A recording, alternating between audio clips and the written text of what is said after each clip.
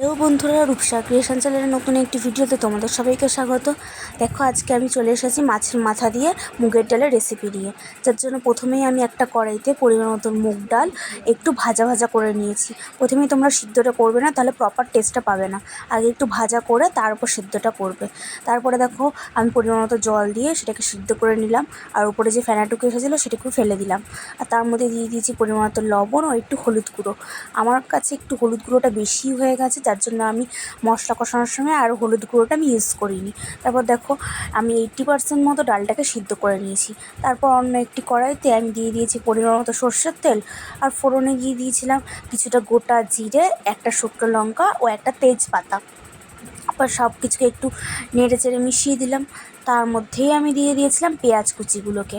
তার পেঁয়াজ কুচিগুলোকে দিয়ে কিছুক্ষণ একটু লালচে হওয়া অবধি অপেক্ষা করেছি, জাস্ট একটু ভাজা ভাজা হওয়া অবধি।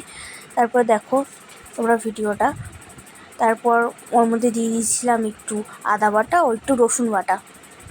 তারপর সেটাকে দিয়েও বেশ অনেকক্ষণ যাবৎ একটু কষিয়ে নিয়েছি, যাতে আদা ও রসুনের কাঁচা গন্ধটা একেবারের জন্য চলে যায়।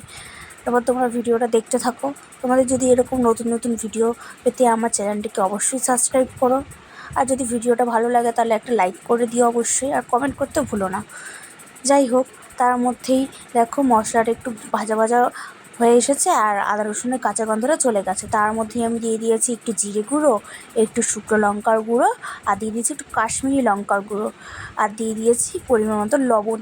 আমার কাছে একটু লবণটা কমই হয়েছে, তার জন্য আর পরে একটু আমি লবণ অ্যাড করে নিয়েছি।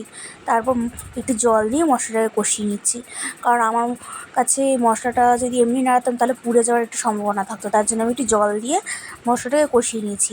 দেখো কতটা সুন্দর তেল ছেড়ে এসেছে মশলা দিয়ে। তোমরা যদি এরকম রান্নাটা স্টেপ বাই স্টেপ ফলো করো, তোমরা অবশ্যই মুগ ডালের মাছের মাথা দিয়ে মুগ ডালের স্বাদটা অবশ্যই ভালো পাবে। তারপরে আমি দিয়ে দিয়েছি ভেজে রাখা মাথাগুলো। আমি মাছের মাথাগুলোকে আগে দিয়ে ভেজে রেখেছিলাম। তারপর মাছের মাথার সাথে সেই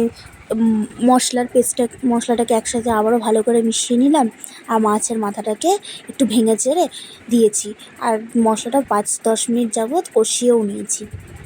তার মধ্যে আর কি, এরপর আমি দিয়ে দিয়েছি সিদ্ধ করে রাখা মুগ ডালটাকে।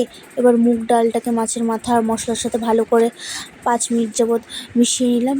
জলটা দেখো একটু জল এসেছে, জলটা শুকানো অবধি আর কি। তারপর দেখো ভালো করে মিশাতে হবে, মিশালেই আর কি ভালো টেস্টটা আসবে। যাই হোক, তারপরে আমি দিয়ে দিয়েছি আবার পরিমাণ মতো জল। এবার যে যেরকম ডালটা ঘন বা পাতলা খাবে সে অনুযায়ী জলটা দিও। আর সাথে দিয়েছি একটু চিনিটা দিলে আর কি টেস্টটা ভালো আসে। এটা মাথায় রেখো, মুগ ডালটা কিন্তু পরে অনেকটা পরিমাণে ঘন হয়ে যাবে, সেই বুঝেই তোমরা জলটা দিও, কারণ পরে অনেকটাই টেনে নেবে। যাই হোক, আমি দিয়েছি আমি আমার পরিমাণ অনুযায়ী। তার মধ্যে স্টিমটাকে রেখেছিলাম একদম লোতে। তার উপর দিয়ে দিয়েছি একটু গুঁড়ো গরম মশলাটা দিলে অনেকটা টেস্ট ভালো আসে। আর দিতে হবে একটু ঘি, কিন্তু আমি এখানে ঘিটা দিতে পারিনি কারণ আমার ঘরে ছিল না। যাই হোক, তোমরা কিন্তু ঘিটা অবশ্যই দিও। আর দিয়ে দিয়েছি 2টো কাঁচা লঙ্কা। এবার ডালটাকে মিডিয়াম আঁচে রেখে ফুটতে দিয়েছি।